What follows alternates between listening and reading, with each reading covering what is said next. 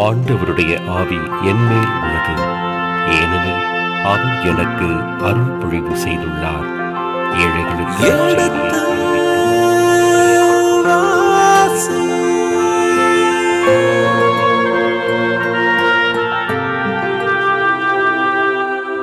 எடுத்து வாசி.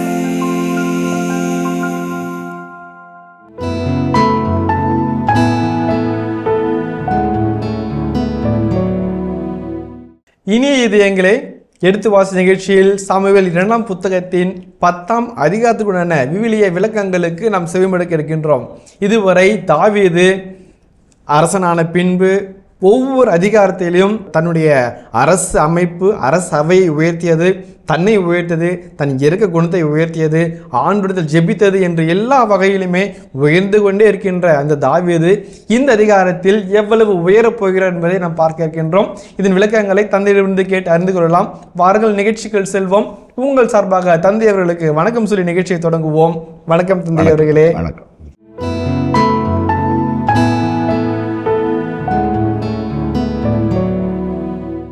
இந்த தாவீது ஒரு அரசர் எவ்வளவாக உயர்ந்திருக்கிறார் என்பதை பார்த்திருக்கின்ற தந்தை அவர்களே, இந்த அதிகாரத்தில் இன்னும் அதிகமாக அவர் எவ்வளவு உயரப் போகிறார் எங்கள் உள்ளங்களில் என அறிந்து கொள்ள ஆர்வமாக இருக்கின்றோம்.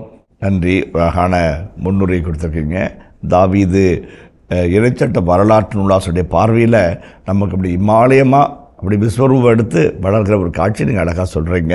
உண்மைதான். இந்த யானைக்கு அடி சறுக்குமா அப்படின்னு ஒரு கேள்வி வருது. எப்போ சறுக்குச்சுன்னு பார்ப்போம். சறுக்கிறதுக்கு முன்னாடி இந்த 10ஆம் அதிகாரத்தினுடைய பண்பு, இந்த 10ஆம் அதிகாரத்தினுடைய பயன், இந்த 10ஆம் அதிகாரம் சொல்லும் செய்தி, இந்த 3 கேள்விகளோட இந்த 10ஆம் அதிகாரம் பார்க்குறோம். தலைப்பை வாசிங்களேன். அம்மோனியரையும் சீரியரையும் தாவீது வெல்லுதல். ஏற்கனவே 8ஆம் அதிகாரத்தில் வாசிங்கள். தலைப்பை பாருங்களேன். தாவீதின் வெற்றிகள். 11ஆம் வசனத்தை வாசிங்களேன். இவற்றையும் தாம் தோற்கடித்த அனைத்து நாட்டினரின் வெள்ளி பொன்னையும் தாவீது அரசர் ஆண்டவருக்கு காணிக்கையாக்கினார். அந்நாட்டினரோ ஏதாமியர், மோவாபியர், அம்மோனியர், பெலிஸ்தியர், அமலேக்கியர் ஆகியோர் ஆவர். யாரையெல்லாம் தோற்கடிச்சாரு அப்படி சொல்லிட்டு அடிச்சுட்டு போறாரு. ஏதோமியர், மோவாபியர், அம்மோனியர், பிலிஸ்தியர், அமலேக்கியர், இதெல்லாம் பெருந்தலைங்க.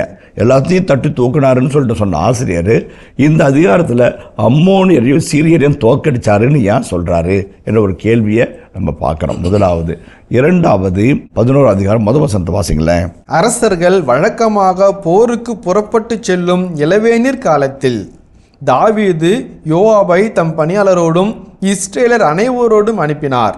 அவர்கள் அம்மோனியரை தோற்கடித்து அம்மோனியர்களை 10ஆம் அதிகாரத்தின் தலைப்பு என்னது? அம்மோனியரும் சீரியரும். 8ஆம் அதிகாரம் 11ஆம் வசனம் யாரு? அம்மோனியர். அப்படியே ஒரு கோல்டன் த்ரெட் அப்படியே போகுது. அம்மோனியர் என்ற ஒரு இனம் தாவீதோடு அப்படி நடந்து போகுது. அவங்களுக்கும் அந்த உரசல், உறவாடல் அப்படியே சொல்லிகிட்டே வராரு.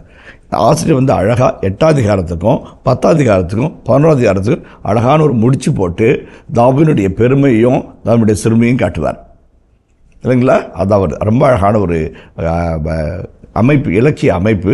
அம்மோனியர்கள் என்ற அழகான ஒரு குறியீடை தாவீது பக்கத்தில் வச்சு தாவீது எவ்வளோ உயரம்னு சொன்னவர், தாவீது எவ்வளோ குள்ளம்னு சொல்ல போகிறார். இது முதல் கருத்து. இரண்டாவது கருத்து 9ஆம் அதிகாரத்தில் தாவீது மெபிபோசேத்துக்கு இரக்கம் காட்டுகிறார். தன்னுடைய இனத்தை சார்ந்த, உடன்படிக்கை சமூகத்தை சார்ந்த, தன்னுடைய குடும்பத்தின் பங்காளியாக இருக்கிற சவுல், அவருடைய மகன், அவருடைய பேரன், இந்த ஒட்டுமொத்த 3 தலைமுறைக்கும் எப்படி தாவீது உறவு பாராட்டி, அன்பு பாராட்டி, அன்பினால் அவளை வென்று அச்சமற்ற நிலையில் ஒரு மகிழ்ச்சியின் வசனத்தை அவர் கொண்டு வரார்னு ஆசிரியர் 9ஆம் அதிகாரத்தில் பார்த்து நம்ம பார்த்தோம். 10ஆம் அதிகாரத்தில் தனக்கு வேண்டப்பட்டவங்க, தனக்கு தெரிஞ்சவங்களை மட்டும் அவர் நல்லவங்க கிடையாது, தெரியாத, அறியாத, புரியாதவங்களுக்கு கூட அவர் நல்லவர் தான் என்று அழகான ஒரு செய்தி ஆசை சொல்ல வர்றார். அதாவது NAB என்கின்ற நியூ அமெரிக்கன் பைபிள் கமெண்ட்ரி அதில் அழகாக ஒரு வார்த்தையை பயன்படுத்துகிறார். உடன்படிக்கைக்கு உள்ளாக இருக்கிறவர்களுக்கும் அவர் நல்லவர், உடன்படிக்கை வெளியே இருக்கிறவர்களுக்கும் அவர் நல்லவர், இவர்களுக்கும் அவர் பரோபகாரி, அவர்களுக்கும் ஒரு தயாளகுணம் உடைந்தவர் என்பதை ஆசிரியர் அப்படியே சொல்கிறார். He is loving, gentle, compassionate, not only the people of covenant, even people of not covenant also. அவர் அதே குணத்தை காமிக்கிறார். அது ஒரு நல்ல அழகான ஒரு பண்பு. எனக்கு வேண்டப்பட்டவங்க, விருப்பப்பட்டவங்க, கடமைப்பட்டவங்களுக்கு அன்பு காட்டுறது ஒரு வகை. நல்லவனாக்குது, எனக்கு தெரியாதவங்க புரியாதவங்க என்றாங்க. மூணாவது, எனக்கு எதிராக திரும்பிச்சவங்களுக்கும் நான் நன்மை செய்ய பாருப்பாங்க. அதுதான் உன்னதமான இல்லை. அடுத்த இயேசு வந்து பகைவருக்கும் அன்பு செய்கின்றதை அழகாக சொல்லி மலை பிரசங்கத்தை நிறைவு பண்ணுறார். அந்த நல்லது காட்ட போய் அது வந்து ஆபத்தில் முடிஞ்சால் போதும், அந்த சமயத்திலேயே நம்ம நல்லவங்களாக வாழணுன்ற ஒரு மனசை நம்ம கொடுக்குற ஒரு அழகான மனிதராக தாவீது இந்த 19 வளம் வருகிறார். இது முதலாவது. இரண்டாவது, தாவீதுடைய ஆண்மையை அழகாய் படம் பிடித்த ஆசிரியர் இந்த இடத்துல தாவீதுடைய போர் குணத்தை அழகாக சுட்டி காட்டார். எந்த அளவுக்கு ஒரு வலிமை வாய்ந்த ஒரு படை தளபதி அபிஷாய் இருக்கிறாரு, அவருடைய சகோதரன் யோவாப் இருக்கிறாங்க. 2 பேரும் சிங்க குட்டிங்க. தாவீது கிடைச்ச வல்லமையான தளபதிகள். அந்த தளபதிகளையே இயக்கக்கூடிய தலைவன் எவ்வளோ வல்லமையாக இருக்கணும். அவர் இந்த 3 பேரும் இணைகிற கூட்டணி வெற்றி கூட்டணி இருக்கிறத சுட்டி காட்டி போர் திறமையும் போர் ஞானமும் போர் வலிமையும் கொண்ட ஒரு தலைவனை இஸ்ராயேல் பெற்றிருக்கிறது சொல்ல வரார். மூன்றாவது, நல்ல தலைவன் நல்ல ஆயனாக இருக்க வேண்டும் என்று சொல்கிறார்கள். ரொம்ப முக்கியமான ஒரு கருத்து. தன் படைவர்களை எந்த இடத்துலையும் எதுக்காகவும் விட்டு கொடுக்காத ஒரு மனிதராக தாவீது காட்டப்படுகிறார். தான் பிள்ளைங்களுக்கு ஏதோ ஒரு ஆபத்துன்னா அவதாரம் எடுத்து காப்பாற்றுற தாயை போல வலிமை வாய்ந்த அம்மோனியர்கள், போர்க்குணம் மிகுந்த சீற்றம் மிகுந்த கொடூர மனம் படைத்த சீரியர்கள் 2 பேரும் 2 பக்கம் தாக்குறாங்க. இந்த பக்கம் தான் அம்மோனியர்கள், இந்த பக்கம் சீரியர்கள். நடுவில் மாட்டிக்கிட்டாங்க இஸ்ராயேல் படை. என்னாவது, அபிசாயும் யோவாபும் சொல்லிக்கிறாங்க, நீ அவங்கள தாக்கு, நான் இவங்கள தாக்குறேன். ஒருவேளை என் கை தொங்குச்சுன்னா நீ வந்து பாரு, உன் கை ஓங்குச்சுன்னா நான் வந்து உனக்கு உதவி செய்கிறேன். ஒருத்தர் சப்போர்ட் பண்ணிக்குவோம், வேறு வழியே கிடையாது. அப்படிங்கிறதுல சிங்கம் காலத்தில் இறங்குது. அவரே இறங்கி வச்சு செய்கிறார். 70,000 பேரை வெட்டி வீழ்த்துறாரு. நீ அங்கே பாரு, நீங்கள் பாரு, மித்ததை நான் பார்க்குறேன்னு அவரே இறங்குறார். அது எதை காட்டுதுனாக்க, பிள்ளைங்களுக்கு ஆபத்துன்னா களத்தில் இறங்கி அத்தனை பேர்த்துக்கு பாதுகாப்பாக கொடுத்து அத்தனை பேரையும் வெற்றிக்கு கூட்டு போகிறது அவர் தன்னுடைய கடமை இல்லைங்களா? அதுதான் வந்து தாவீது செய்கிறது. அந்த ஒரு நேர்மையான ஒரு பாசத்துக்குரிய பாதுகாப்பை தருகிற ஒரு தலைவனுடைய பண்பை ஆசிரியர் படம் பிடித்து காட்டுறார். போருக்கு போர் தலைவனாகவும் படைவர்களுக்கு ஒரு பாதுகாப்பாகவும் எதிரிக்கும் அன்பு காட்டுகிற ஒரு மனிதனை மிகுந்த மனிதராகவும் காட்டப்பட்ட அன்பு அவமானத்துக்கு உள்ளாகும் போது அவதாரம் எடுத்து அவனுக்கு பாடம் கற்பவராகவும் வடம் வருகிற இந்த 10ஆம் அதிகாரம் ஒரு அழகான பள்ளிக்கூடம். அப்படி உள்ளே போது ஒவ்வொரு கிளாஸுமாக இருக்கல, அறிவியல், சயின்ஸு, கணக்குன்னு நம்மளுக்கு பாடம் வரும். உள்ளே போவோம், வாழ்க்கையை படிப்போம். இதன் பிறகு அம்மோனியரின் மன்னன் இறந்தான். அவனுக்கு பின் அவன் மகன் ஆனூன் அரசாண்டான். நாகாசின் மகன் ஆனூனுடன் நான் நம்பிக்கைக்குரியவனாய் நடந்து கொள்வேன், ஏனெனில் அவன் தந்தையும் என்னோடு அவ்வாறு நடந்து கொண்டார் என்று தாவீது கூறினார். பாருங்க, தாவீது வந்து மெபிபோசத்துடைய அப்பா யார்? யோனத்தான். அவங்க அப்பா யார்? சவுல். அவங்களுக்கு நல்லவராக நடந்துக்கிட்டார். அப்பா நம்மளை வந்து துரத்தி ஓட விட்டார், விரட்டி அடித்தார், மலையிலும் கோயிலும் பதுங்க வச்சார். ஆனால் அவங்க மகன் யோனத்தான் நெஞ்சுக்கு நெருக்கமான ஒரு நல்ல நண்பன். அவனுடைய பிள்ளைக்கு ஒன்றுமே அது இருக்கும்போது நம்ம எல்லாத்தையும் கொடுப்போம், உதவி செஞ்சார். அது கடமையை நிறைவேற்றிய கர்ம வீரரை அங்கே பார்க்குறோம். இங்கே நாகாஸ் என்ற இந்த உடன்படிக்கை சமூகத்தை சேராத வலிமை வாய்ந்த ஒரு அண்டை நாட்டை சார்ந்த ஒரு தளபதி படை வீரர். சவுல் துரத்தும் போது அந்த பக்கம் அவர் அலைஞ்சு திரிஞ்சார். உங்கள் அப்பா அவர் பார்த்துக்கிட்டார், நல்லபடியாக நடத்தினார். இப்போ என்ன சொல்கிறார்? உங்கள் அப்பா இறந்துட்டார்னு கேள்விப்பட்ட உடனே ஆணுங்கிட்ட நான் வந்து நல்ல மாதிரி நடந்துக்குவேன். இந்த ஆணும் சின்ன பையன் வந்து அனுபவம் குறைஞ்சவன் அப்படின்னு சொல்லிட்டு அவனை தாக்காமல், அவனை நம்மளோட இணைச்சிக்க பார்க்காம, அவன் மீது தோற்கடிக்காமல் ஒருத்தர் அவங்க அப்பா நல்ல மனுஷன், என்கிட்ட நல்லதாக நடந்துக்கிட்டேன், இவர்கிட்ட நாளாக நடக்கிற கடமை இருக்குது, அப்பா இல்லாத அவனுக்கு நான் அப்பா போல நடந்துக்குவேன் என்று தனக்குள்ளாக சொல்லிக்கொண்டான். ஒரு அழகான மென்மையான ஒரு வரலாற்று பாடம். அங்கே அப்பா வந்து நல்ல மனுஷன்பா, அவங்க பையன் இப்போ அப்பா இல்லாமல் இருக்குது, அனுபவம் கம்மியாக இருக்குது, படையோ போர்க்களமோ காணாத ஒரு சகோதரன், இவன்கிட்ட நான் நல்லவனாக நடந்துக்குவேன், ஏன்னா அவங்க அப்பா என்கிட்ட நல்லா தான் நடந்துக்கிட்டார். முற்பகல் செய்ய பிற்பகல் விடையும். அதான் வந்து பெற்றோர்கள் தங்கள் பிள்ளைகளுக்கு சொத்துக்களை சேர்த்து வைத்து விட்டு போகிறார்கள். எப்படிப்பட்ட சொத்து? நல்ல உறவுகளை சம்பாதித்து வச்சா அவங்க இல்லாத போது கூட அவங்க இருக்கிற மாதிரி அவருடைய உறவின் பலன் நமக்கு கிடைக்கும் இல்லைங்களா? ரொம்ப அழகான ஒரு பாடம். நாகாஸ் ஒரு நல்ல மனிதன், தாவீது நம்பிக்கைக்குரியவர். தாவீது அவருடைய நம்பிக்கைக்குரியவர் நடந்து கொண்டார். பல விதங்களில் தாவீதுடைய போராட்டங்களுக்கு மத்தியில் அவருக்கு துணையாக இருந்தார். அவர் இறந்துட்டார். அவருடைய மகன் ஆனூன் வந்து அரியாசனத்துக்கு வரார். தாவீது அதே பாசத்தோட அதே நட்புணர்வோட அப்பா கிட்ட இருந்த நம்பிக்கையை மகனும் காமிக்கணும், அந்த உறவு தொடரணும்னு 2 வகையில் உதவும். நாட்டுக்கு உதவும், அவனுக்கும் உதவும். இருவருக்கும் பலன். ஒரு சுமூகமான ஒரு சூழல், ஆபத்தோ விபத்தோ வராது. அம்மோனியர்கள் ஒரு பக்கம் தாக்கினாங்க அப்படின்னாக்க பாதி நேரம் அங்கே சண்டை போட்டுருக்கணும். 11ஆம் அதிகாரத்தில் அம்மோனியர்களை தாப்பதற்காக யோவாப் புறப்பட்டு போவார். தாவீது அரண்மனை தங்கி விடுவார். காட்சி வேறு மாதிரி போகும். இந்த அம்மோனியர்கள் ஓயாவது தொல்லை கொடுக்கிறவர்களாக மாறுவாங்க. அது மாதிரி வரக்கூடாது, சமாதானம் நிலவணும்னு சொல்லிட்டு இவராக வெளியே போய் சமாதானம் செஞ்சுக்கிறார். அப்பா இறந்துட்டாரு, துக்கம் விசாரிக்க ஆளுங்களை அனுப்புகிறார். அதான் அப்படி நல்ல குணம். பாருங்கள் 2ஆம் வசனத்தை வாசிங்களேன். அவனுடைய தந்தையை குறித்து அவனுக்கு ஆறுதல் சொல்ல தாவீது தம் பணியாளரை அனுப்பினார். தாவீதின் பணியாளரும் அம்மோனியர் நாட்டுக்கு சென்றனர். அதுதான் ரொம்ப அழகான செய்தி. அப்பா இறந்துட்டாரு, புள்ள தடுமாறி இருக்குன்னா, புத்திர சோகம் மனசுக்குள்ளே இருக்குது. தந்தையிலும் தவிக்கிற தனையனுக்கு ஆறுதல் சொல்லிட்டு ஆளுங்களை அனுப்பி ஆறுதல்லாம் மரியாதை செஞ்சு துக்கத்தில் பங்கேற்று அவனுடைய துக்க அப்பத்தை சாப்பிட்டு அவனுடைய துக்கத்தில் எனக்கும் பங்குன்னு சொல்லி என்னுடைய உறவை உறுதிப்படுத்திட்டு வர காட்சி போகிறாங்க. போக்குள்ள பணியாளர்கள் அனுப்பி பார்க்குறாங்க. இந்த இடத்துல தான் ஒரு சின்ன ஒரு குளறுபடி ஆகுது. என்ன குளறுபடி ஆகுது வாசிப்போம். ஆறுதல் கூறுமாறு ஆள்களை அனுப்பியதால் தாவீது உன் தந்தையை மேன்மைப்படுத்துகிறார் என்று நினைக்கிறாயோ? நகரை கண்டு வேவு பார்த்து அதை அழிக்கவென்றோ உன்னிடம் தாவீது தம் பணியாளரை அனுப்பியுள்ளார் என்று ஆணுனிடம் அம்மோனிய தலைவர்கள் கூறினார்கள். இதுதான் பெரிய பிரச்சனை. அதாவது அனுபவம் இல்லாமல் ஆளுடைய தரதரத்தை பார்த்து புரிஞ்சுக்க முடியாமல் தடுமா இருக்கிற இளம் மனசுக்கிட்ட நஞ்சை விதைக்கிறாங்க. ஆளுங்க வந்துக்கிறாங்க. யார் வந்துக்கிறா? தாவீதுடைய ஆளுங்க வந்துக்கிறாங்க. என்ன பண்ணுறாங்க? எதுக்கு வந்துக்கிறாங்க? உன்னை பார்த்து துக்கத்தின் அப்பத்தை கொடுத்து உங்களோட அழுது உங்கள் அப்பாவோட ஆன்ம சாந்திக்கு ஜெபம் பண்ண வந்தாங்க. உனக்கு ஆர்வத்தில் வந்தான்னு நினைக்கிறியா? தாவீது நல்லவன் கிடையாது. சவுலுடைய அரண்மனையை அபகரித்தவன், யோனத்தாரை சாக விட்டவன், அவனுடைய பிள்ளைய பார்த்துக்கிற மாதிரி பார்த்து நடிக்கிறவன். இதெல்லாம் திருச்சி சொல்லி அவங்க வந்தது எதுக்குன்னா நாட்டை வேவு பார்க்குறான்.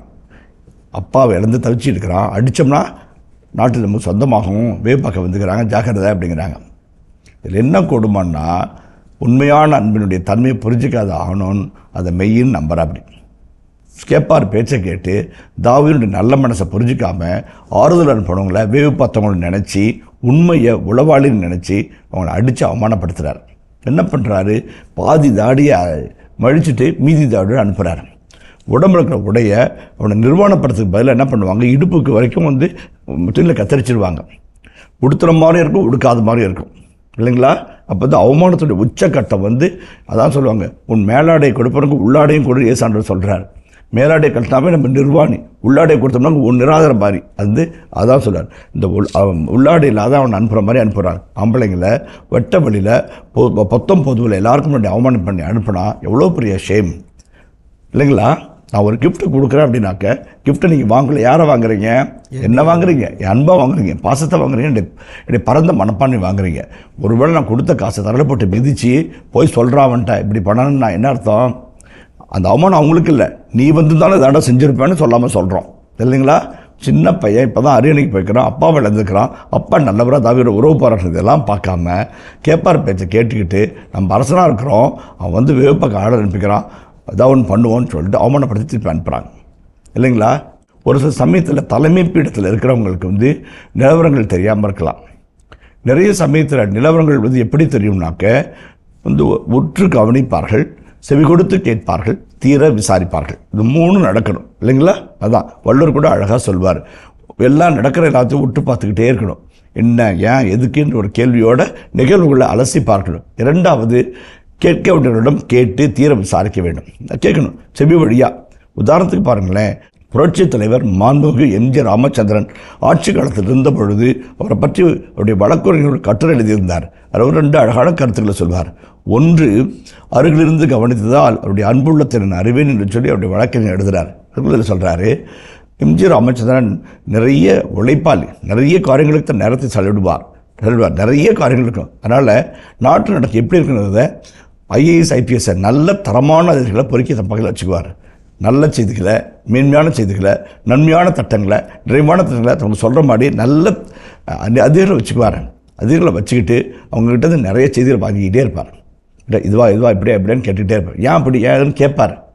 அப்போ என்ன பண்ணுறாரு, நாட்டு நடப்புகளை நேரடியாக போக முடியாமல் இருக்க சூழலில் அங்கே என்ன ஏதுன்றதை தனிப்பட்ட முறையில் ஆய்ந்து அடையக்கூடிய அதிகாரத்தை மேலே வச்சுக்குவார். அவங்க சொல்கிற செய்தி வழியாக அவங்க என்ன சொல்லுவாங்க, IAS IPS அதிகாரிகள் இது சார், இதனால் இது சார், இதை இப்படி சார் என்று சொல்லும்போது உண்மையை உணர்ந்து கொள்வார். நல்ல தலைவன் செய்திகளை பெற்றுக்கொண்டு முடிவுகளை அவராக எடுப்பார். அதுதான் அவருடைய புரட்சித்தலைவர் எம்ஜிஆர் அமைச்சருடைய மிகப்பெரிய வலிமையான செயல்பாட்டு திட்டம்னு அவருடைய வாழ்க்கை அழகாக அவருடைய வாழ்க்கை குறிப்பில் சொல்லுவார். அது ரொம்ப நல்ல ஒரு முக்கியமான ஒரு காரியம். நமக்கு பக்கத்தில் நமக்கு உண்மையை உள்ளதுபடி, உண்மையை மேன்மைப்படுத்தும்படி, நல்லதை நிறைவாக செய்யும்படி சொல்லக்கூடிய மனிதர்கள் இருந்துக்கிட்டே இருக்கணும். எல்லா காரியத்தையும் கண் ரெண்டு தாங்க இருக்குது, இங்கே பார்க்க முடியாதுங்க. இங்கே என்ன நடக்குது யாராவது சொன்னால் தாங்க தெரியும். அப்போ சொல்கிறதுக்கு அது அங்கே, அதனால் இப்படின்னு சொல்லக்கூடிய மனிதர்கள் பக்கத்தில் இருக்கணும். அப்போ தான் தலைமைத்துவம், பெரிய தலைமைத்துவம், மிகப்பெரிய மாண்புமிக்க தலைமைத்துவம் மாறும். இல்லைன்னா தடி எடுத்தோம்னா தண்டல்காரன் அப்படின்ற மாதிரி கணக்கு ஆயிரும் இல்லைங்களா? அந்த தாவீது ஒரு நல்ல மனசோட அப்பா இழந்த பிள்ளையாக இருக்கிறானே ஆறுதல் சொல்லுவான்னு சொல்லிட்டு தன்னுடைய மரியாதைக்காக சொல்லும்போது என் கூட இருக்கிறவங்களாம் வேறு மாதிரி போட்டு கொடுக்குறாங்க. உண்மையை திரித்து சொல்லும்போது அந்த பிள்ளையை அனுபவமில்லாத சகோதரன் நம்புகிறான். ஒரு மேன்மைமிகு உள்ளத்தை சிறுமைப்படுத்துகிறான். அதனால் எவ்வளோ பெரிய ஆபத்து அடுத்து வருகின்ற அதிகாரம் முழுதும் அந்த விளைவையும் அதனுடைய எதிர்விளையும் பார்க்கக்கூடிய ஒரு காட்சியை ஒரு அதிகாரம் மூலமாக ஆசை விளக்கி சொல்கிறார். இதில் வந்து 2 காரியங்கள் ஆசை சொல்கிறார். 2 காரியங்கள் ஆசை சாதிக்கிறார். ஒன்று, தாவீது உடன்படிக்குள்ளாக இருந்த மெபிபோசத்திற்கு விளிம்பினுடைய மனிதருக்கு மாற்றுத்திறனாளிக்கு இரக்கம் காட்டி தன்னை சட்டத்தின் மனிதனாக, இரக்கத்தின் மனிதனாக, இரண்டின் அன்புக்குரிய உடன்படிக்கையின் பங்காளியாக தன்னை காட்டிக்கொள்கிறார். இந்த இடத்துல இந்த உடன்படிக்கையோ அன்பு சமூகமோ சாராத புற இனத்தான் ஒருவனுக்கு கூட அதே அன்பை காட்டுறான்னு சொல்லி தாவீதை மேன்மைப்படுத்துகிற இணைச்சட்ட வரலாற்று நூலாசிரியர் அந்த அன்பு மறுக்கப்படும் பொழுது, மறைக்கப்படும் பொழுது, திரிக்கப்படும் போது எவ்வளவு தாவீது போர்க்குணத்தோடு போராடுகிறார் என்பதையும் சுட்டி காட்டுகிறது. 2 வகையில் நன்மையும் தீமையும், மிகுந்த ஆண்மையும் அதே சமயத்தில் ஆண்மையும் நிறைந்த ஒரு நல்ல மனிதரை ஆசிரியர் நமக்கு படம் பிடிக்க ஆசைப்படுகிறார். அந்த வகையில் பார்க்கும்போது தாவீது அழகாக சொல்கிறாரு, அப்படியா பண்ணிட்டான், நான் உண்டு இல்லைன்னு பார்க்குறேன் பாரு. அது சொல்லலை, நீங்கள் எரிக்கோவில் போய் தங்கி தாடி வர வரைக்கும் அங்கேயே இருங்க, தாடியெல்லாம் முளைச்சிட்டு நல்ல மனுஷனாக வரும்போது திரும்பி வாங்குங்கிறார். அதுதான் அவருடைய முதல் ரியாக்ஷன். எவ்வளோ அழகான ஒரு மென்மையான மனசு. அனுப்பப்பட்டவர்கள், இவருடைய அன்புக்குரியவர்கள், மேன்மையான மனிதர்கள், அவருடைய அறிவையும் ஆன்மீகம் தாங்கி வாழ்கிற நல்ல மனிதர்கள். அவங்க போகும்போது அவங்கள தாடியை மழித்து தலையை முடிய வச்சு அந்த உடையை கத்திரிச்சு அவமானப்படுத்தி அனுப்பும்போது ஃபஸ்ட்டு சொல்ல அவனை ஒழுங்கினா அதெல்லாம் சொல்லலை. இப்போ எரிக்கோவில் தங்கு, மழிக்கப்பட்ட தாடி வளரட்டும், மரியாதை நீங்கள் உழுக்குள்ள போங்க, உங்களை மரியாதைக்காக அனுப்பினேன், அந்த மரியாதைக்கு எடுத்துட்டாங்க, உங்கள் மரியாதையை நான் ஒரு காலம் வந்து உலகத்துக்கு வெளிச்சு போட்டு காமிக்க மாட்டேன், நீ வளர்ந்து மனத்தோடு உள்ளே வாங்க, மீதி அவனை நான் பார்த்துக்கிறேன். அந்த கோபத்தில் ஒரு நிதானம் தவறாத ஒரு கோபம்னு ஒன்று இருக்குதுங்க. அதில் சொல்லுவாங்க அறச்சினம்பாங்க, ஜஸ்ட் ஆங்கர் அப்படிம்பாங்க. எனக்கு இயேசு வந்து ஆலயத்தை வந்து துப்புரவுப்படுற காட்சி வந்து ரொம்ப பிடிக்கும். அப்படிப்பட்ட ஒரு இயேசு வந்து எங்கேயுமே பார்க்க முடியாது. ஏன்னா அந்த மனுஷன் கோயிலுக்குள்ளே போகிறாரு, அப்படியே பார்க்குறாரு, ஆடு மாடு விற்கிறவங்க, சந்தை, கூச்சல், குழப்பம், கமிஷன் வாங்குறது, அவன் வந்து குருடானதை வந்து காசை வாங்கிட்டு நல்லதுன்னு போய் போடுன்னு சொல்கிறது எல்லாம் பார்த்துட்டு ஜபத்தினுடைய ஒரு சூழலே இல்லைன்னு சொல்லிட்டு அப்படி பொங்கி அழுறாரு. எரேமியா இறைவாக்கு புத்தகத்தில் சொன்ன மாதிரி 7ஆம் அதிகாரம் சொன்ன மாதிரி, என் இல்லம் தந்தையினுடைய வீடு, ஜப வீடு, அதை வந்து வணிக குடும்பம் மாற்றாதீங்க, கல்வர் குகையாக மாற்றாதீங்கன்னு அந்த இறைவாக்கு வந்து உள்வாங்கிறார். இன்றைக்கி எரேமியா யார்? நான் தான் அந்த எரேமியான்னு உணர்ந்து பார்த்துட்டு உட்காந்து சவுக்கு பின்னுறாரு. சவுக்குன்னு இவ்வளோ இருக்குங்களா, இவ்வளோ நிலம் இருக்கும், அதாங்க சவுக்கு, அவ்வளோ நில சவுக்கு அப்படின்னா உட்காந்து பொறுமையாக சிரிச்சுக்கிட்டே பின்னுறாரு. என்னங்க அப்படிங்கிறாரு. எவ்வளோ கோபம் இருந்தால் பொறுமையாக உட்காந்து சவுக்கை பின்னி விளாசுறார். ஆலயம் என்பது அண்ணா ஸ்கைபாசனுடைய கட்டுப்பாட்டில் இருக்கிறது. தலைமைக்குரிய ஒட்டுமொத்த அதிகாரத்தினுடைய மையம்தான் வந்து ஆலயம். அதே சமயத்தில் ஒட்டுமொத்த வாணிகத்தினுடைய மையமாக தான் நாட்டில் இருக்கிற எல்லாரும் வரி செலுத்துறதும் காணிக்கை செலுத்துறதும் அந்த ராயல் டெம்பிள் ட்ரெஷரில் வந்து உழுவும். பணம், அதிகாரம், ஆள்பலம், ஆன்மீக பலம் எல்லாம் ஒட்டுமொத்தமாக எருசலேம் தேவையாக இருக்குது. அந்த இடத்துல கையை வைக்கிறார். உங்கள் வீட்டுக்குள்ளே புகுந்து உங்கள் மேலே கையை வச்சா என்ன பண்ணுவீங்க? சாமி பண்ணுறார். வீட்டுக்குள்ளே சிங்கத்தின் கோகில் புகுந்து சிங்கத்தின் பிடரை உலுக்கி ஏய் அப்படிங்கிற மாதிரி பண்ணுறாரு. உட்காந்து சவுக்க பின்னி பளிச்சுன்னு அடிக்கிறார். ஆட்டு மாட்டம் விரட்டுறாரு. நாணயங்களை எட்டி உதைக்கிறார். கவிழ்த்து போட்டாலும் வார்த்தை இருக்கணும். அது வந்து சும்மா தட்டார்னு அடிக்கிறார். அந்த விரட்டுறாரு. அவன் சதறி ஓடுறான். யாரா எங்கேருந்து நான் வந்தான், டே இந்த மாதிரி நடந்தே இல்லையாடா அப்படின்னு யோசிக்கிறாங்க, தடுமாறுறாங்க, அப்படி ஓடுறாங்க. ஓடிட்டு இருக்கிறாங்களா அப்படியே அப்படி ஒரு நிமிஷத்தில் அந்த கல்வர் குகையை வந்து அப்படி சுத்தம் பண்ணுறவர் புறா வைக்கிற இடத்துல போய் இதை எடுத்துகிட்டு போங்கிறார். அதை படிக்கும்போது மனசில் சுருக்குனுச்சு. கவிழ்த்து போட்டார், விரட்டி விட்டார், அடித்தார். விரட்ட தொடங்கினால வார்த்தையில் ஒரு உண்மையான வார்த்தைகள் மத்தியில் ஒரு இடத்துல வந்து இதை இங்கிருந்து எடுத்து செல்லுங்கள் அப்படிங்கிறாங்க. இப்போ ஃபுல்டன்ஷியன் என்கிற ஆண்டவர் அழகாக சொல்வார். விளக்கரை சொல்லும்போது ஆடு மாடு நாணயங்கள்லாம் பணக்காரங்க, வெளிநாட்டில் வரவனுக்கு நாணயம் மாற்று, காசு மிகுதியாக இருக்கிறவங்க ஆடு மாடு காளையெல்லாம் வாங்கிப்பான். ஏழைங்க ஒன்றுமே இல்லாதவங்க, எதுக்குமே இல்லாதவங்க வந்து மாடப்புறாக்களையும் காட்டுப்புறாக்களையும் அப்படி மேய்ஞ்சிருக்கிற புறா பிடிச்சி வச்சு காசு விற்கிறானுங்க. மேய்ஞ்சிட்டு இருக்கிற புறாவை எடுத்து போயிட்டு வந்து பிடிச்சி வச்சுக்கோ 2 ஷெக்கேல் 3 ஷெக்கேல்னு விற்பாங்க. அந்த காணிக்கை வந்து ஏழைகளின் காணிக்கை.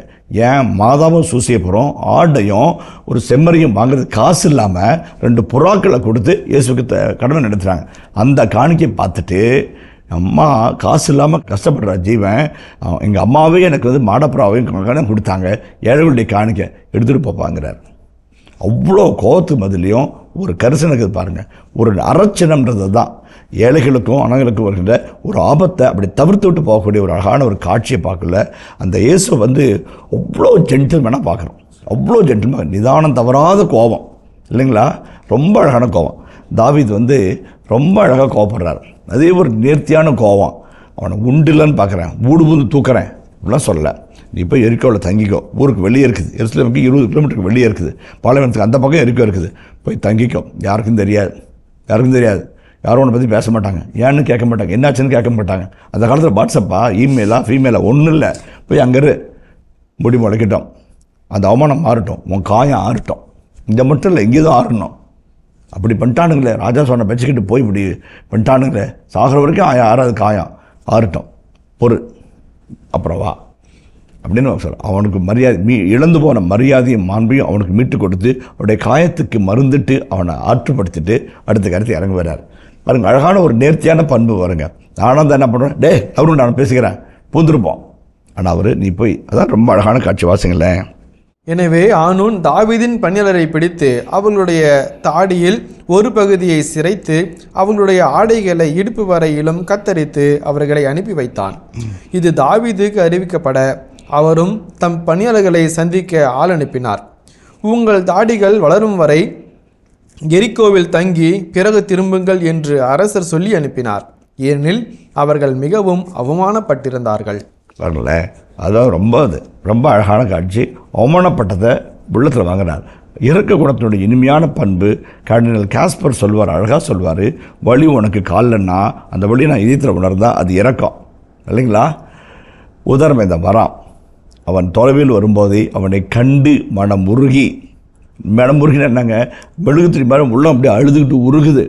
என் பையனா ராஜா மாறி போனானே, சிங்கம் மாறி போனானே, ஷூவு ஜீன்ஸ் பேண்ட்டு டிஷர்ட்டு போட்டு நிறைய பணம், பாப்பா ஆயங்குள்ள அவன் பாயின்னு சொல்லிட்டு போனானே, இப்படி தகுதில மாதிரி வரானே, கிழிஞ்ச சட்டை, தலை கலைஞ்சு போன தலை, பஞ்சடைந்த கண்கள், நடக்க முடியாமல் தடுமாறி நிமிந்து கூட பார்க்காம கூனி குறுகி வரானேன்னு பார்த்து உருகிறார். அவருடைய அவமானத்துடைய வழியை உள்ளத்தில் உணர்ந்து தான் அந்த வழியை போக்குறது ஓடி போய் கட்டி அணைக்கிறார். அதாங்க இறக்கம். ஸ்ப்ளங்கிசோன்ற அந்த கிரேக்க வார்த்தைக்கு அதுதான் அர்த்தம். தாவீது அவன் அவனுடைய தாடியை மறித்து அவன் விடு போகிற வெட்டி அவனை நிர்வாணமாக நடக்க விட்டு கேவலப்படுத்தினான்றதை உள்ளத்தில் உணர்றார். அங்கே போய் தங்கிப்பா, உனக்கு தேவையானது எல்லாம் கொடுக்குறேன், ட்ரெஸ்ஸை போட்டுக்கோ, சாப்பிட்டுக்கோ, தங்கு, இழப்பார், தாடி வந்து வளரட்டும், அப்புறம் வா. அந்த ஒரு இறக்க குணத்தினுடைய இனிமையான பண்பு எல்லாருக்கும். இனிய இதயங்களே, எடுத்து வாசி பருவம் 2 சாமுவேல் 2ஆம் புத்தகத்துடனான விவிலிய வசனங்களுக்கு செயல்படுத்திக் கொண்டிருக்கின்றோம். இதன் தொடர்ச்சியை மீண்டும் அடுத்த பகுதியில் தொடர்வோம். அதுவரை இணைந்திருங்கள். இயேசுவுக்கே புகழ், இயேசுவுக்கே நன்றி, மரியே வாழ்க.